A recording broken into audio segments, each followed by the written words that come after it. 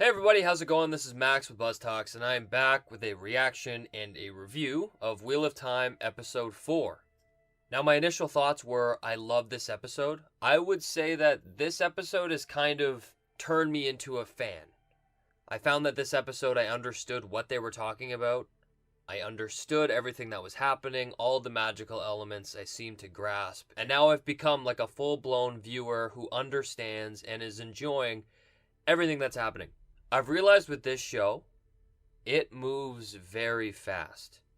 A lot of other shows I've watched, for example, on the channel, Westworld, Game of Thrones, it's taken more time to sit with the characters. There's more character development moments and building moments. And I find that the pace of this show is moving much faster.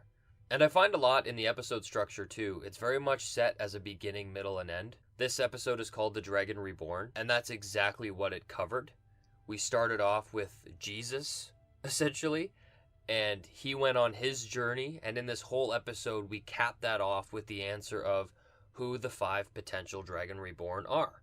It's Rand, Mat, Perrin, Egwene, and now Nynaeve. So let's start off with Jesus.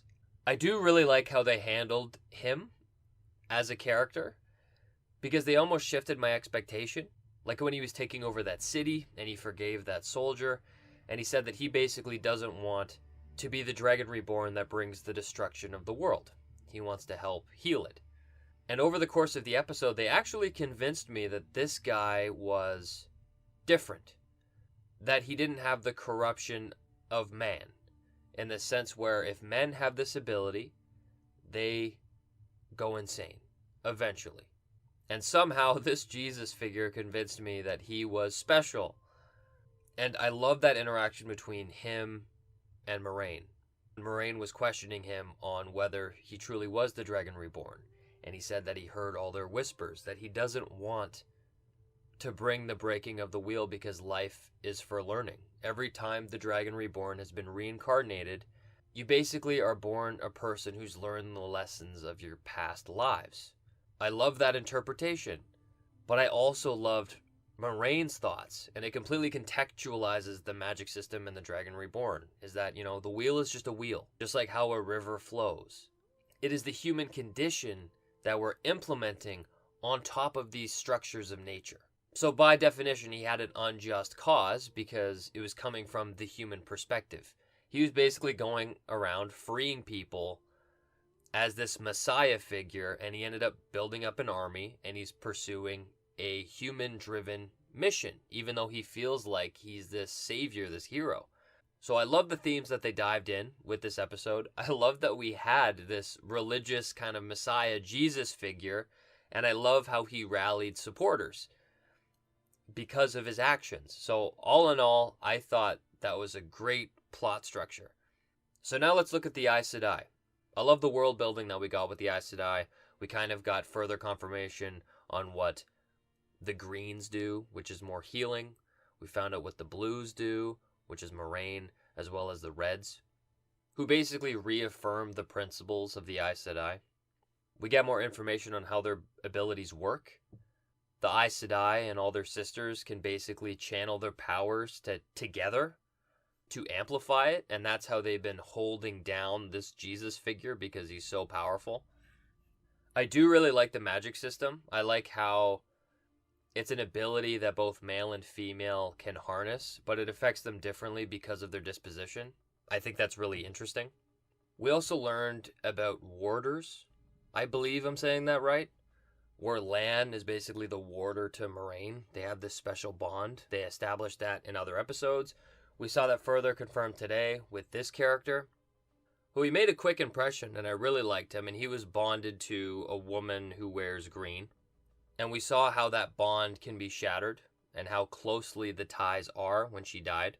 And I liked how they're finalizing those relationships. We see Lan interacting with this guy and they seem like friends, even though in private there's almost a trust barrier. They don't trust Moiraine and they don't trust Lan for some reason. And I did really like to see Lan and Nynaeve build some kind of a relationship. I thought that scene was really powerful when he told her the words that her parents gave her before they died. I thought that was a really powerful scene, and it seems like Nynaeve is coming around. And it seems like she's going to have to, because she is gifted with a healing ability, bringing up the possibility that she could be the Dragon Reborn. And I love that reveal when Moiraine was telling this Jesus figure that, he is but a candle to the sun of the Dragon Reborn. And before he gets captured, he's like, oh, it's the sun. When he looks at Nynaeve's ability of just healing everyone.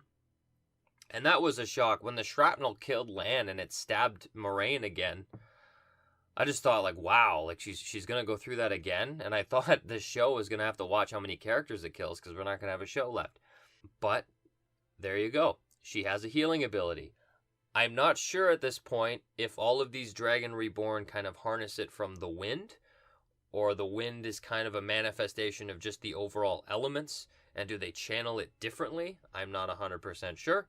I'm excited to see where the show goes in developing the Aes Sedai and the Dragon Reborn and that plot. Speaking of the Dragon Reborn, let's talk to the other 4 potential Dragon Reborn. We spent some time with Rand and Mat. They went through a lot this episode. They were able to get a keep to stay, and that dagger is really affecting Mat. He almost has like the darkness within him, so he ended up killing the family. It's really hard on him. He ends up killing the girl, which I love the scene between him and her. And I love Mat as a character. He's almost like this tortured soul, but he has a good heart. He's a good guy. So I imagine he's going to be paying an emotional toll for what happened in this episode. I personally thought it was great. And Tom Marilyn has his suspicions that Mat is the one who's special. And he's telling Rand that they need to protect him at all costs, because he told a story about his nephew, who also was gifted. And it provided a lot of context to the Jesus figure. He said that his nephew essentially got his powers taken away from him, and it was a life worse than death. He didn't want to live anymore, so he killed himself. And I think that greatly foreshadows this Jesus figure. When they were taking away his power, the guy was having a mental breakdown. I don't think he's going to last much longer. So I thought that story gave a nice context to the main arc of the Jesus Messiah Dragon Reborn character. And then we spent some time with Perrin and Egwene, and they're basically traveling with the Tinkerers or the Travelers. And really we just learn about their culture. They're basically peacekeepers. They don't fight under any circumstance. They've built up this group from people who've renounced violence. They come from violence, and they all have their own stories. I liked hearing the story of the woman who lost her daughter to the Raiders. She says she tries to make the world a better place, so when her daughter is finally reborn in the new wheel turning, that she may live a better life.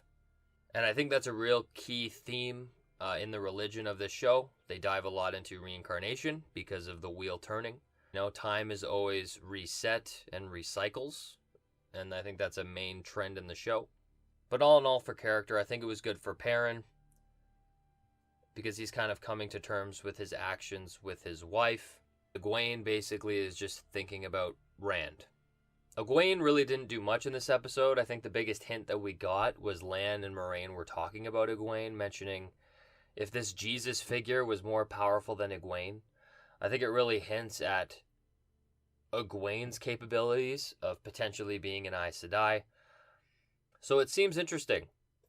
You have Tom Marilyn, who thinks that Mat is special.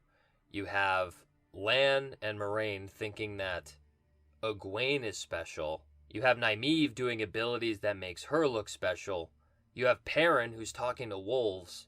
And then you have Rand, who so far doesn't really have any innate ability other than knocking down really heavy doors. It seems suspicious. I feel like the Dragon Reborn is the one who has no abilities. But anyway, that is my thoughts for this episode. I thoroughly enjoyed it. I feel like the show is getting better and better. It is very fast-paced. But those are my thoughts. Let me know what you think in the comments section down below. And until next time, see you guys later.